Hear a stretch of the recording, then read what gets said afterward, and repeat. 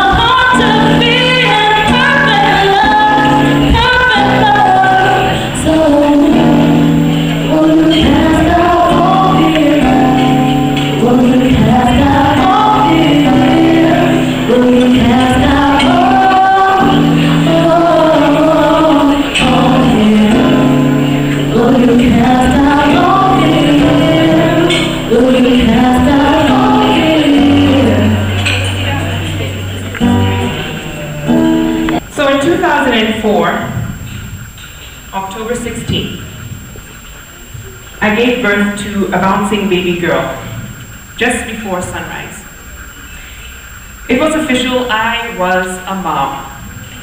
I should have been getting my mommy glow on, but the truth is, I felt like the sun was setting on my life that day. Why? Well, I was 18, unemployed, and an immigrant in a foreign country.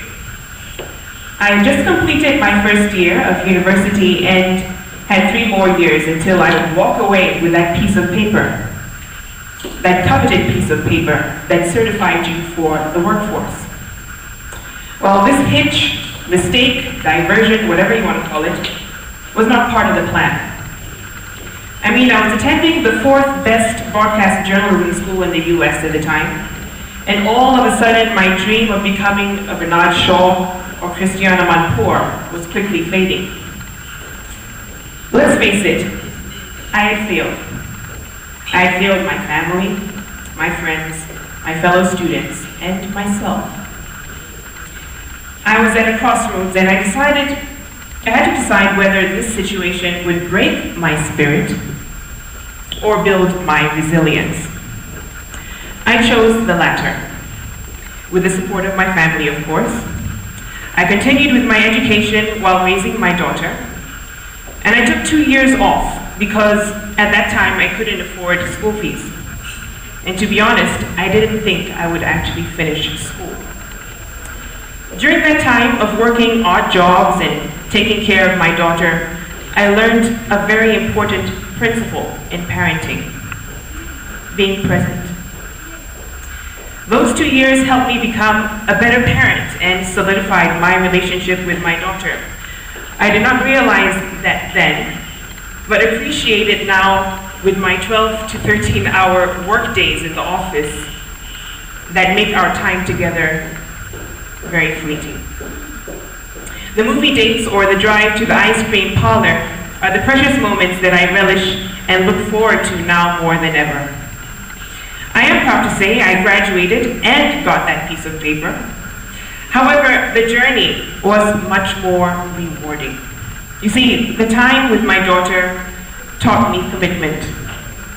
The odd jobs from sales to secretarial work and writing random press releases taught me people skills, organization, and how to express myself. Those experiences I credit for making me the individual that I am today. And what I considered the greatest failure yet ended up being my greatest achievement. The lessons that came from it were building my character in several areas. It fostered a resilience within me that today gives me a better bounce-back capability. Well, look at Albert Einstein, for instance. He was considered a failure from the time he was a child, not uttering one word until he was almost 4, and not speaking fluently until he was 12. It was a long journey that took dedication, perseverance, and willingness to fail over and over again. In fact, those failures were what made it possible for him to achieve what he did and become the genius that we still marvel at today, because he learned from all of those failures. Now, today, I factor in failure. The experience made me open my eyes to the fact that I will make mistakes, but taught me to find the lessons in the fault. Following graduation, I had a time finding employment in the US. It was a very competitive market, as you can imagine. And in the words of my professor, just before we graduated, did not offer any consolation in the hunt. He said, and I quote, "Don't expect a job. In fact, you will not get hired. Your only option is to be a freelance journalist until something opens up." That I did for about a year. However, it was not yielding the results I wanted to see. An opportunity came for me to go back home to Kenya. It was a fresh start, a chance to reconnect with a culture that I never knew for 14 years. The media market was growing, and I was an eager journalist ready to tell a story. The harsh reality of the local job search would sink in after 9 months of trekking to literally every single media house in Nairobi with my CV. Finally, my big break came when I got a job as a reporter at Capital FM. The pay was meh, but the experience was priceless. Just a year and a half in the media market, the television stations that all showed me the door started calling me to join their organizations one by one. And one by one, I declined. I felt at the time I was not ready. And to tell you the truth, I was afraid of something new, of something unknown to me. But the risk taker in me that surfaces every so often came and challenged me to take a leap when NTV called just before election time last year. I was a novice in the television scene and was being prepared to handle one of the primetime events in Kenya. And though my new employer was confident in my abilities, I was doubting myself every step of the way. I eventually decided to do it, and I did it afraid. And in the words of Richard Branson, he says, if somebody offers you an amazing opportunity, but you're not sure you can do it, say yes. Then learn how to do it later. I can tell you I'm still learning today and every day. Have I messed up since my television debut? Sure, plenty of times, and I'm sure you've seen it. But in the process, I have picked up, learned, and done better. Speaking of doing better, I want to share a clip right now of Matthew McConaughey, he's a well-known actor, when he won the Best Actor Oscar for 2014. And this was his acceptance speech in which he gives a very profound explanation of what motivates him. Basically, what drives him to do better. And if we can move forward just a bit, up until the point he gets to the stage, because it takes some time.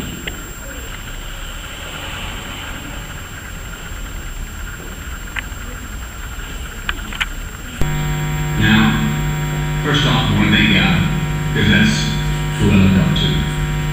He's graced my life with opportunities that I know are not of my hand or the other human hand. What it means to be a man, to my mother who's here tonight, who taught me and my two older brothers, demanded that we respect ourselves. And what we in turn learned was then we were better able to respect others. Thank you for that, Mama. To my wife, Camilla, and my kids, Levi, Peter, Mr. Stone, the courage and significance you've given me every day I go out the door. Unparalleled. You are the four people in my life that I want to make. Watalo chief. Chief for chief. Watalo chief. Away. Watalo chief. Away. Watalo chief. White chocolate, white chocolate, white chocolate, white chocolate, white chocolate, white chocolate.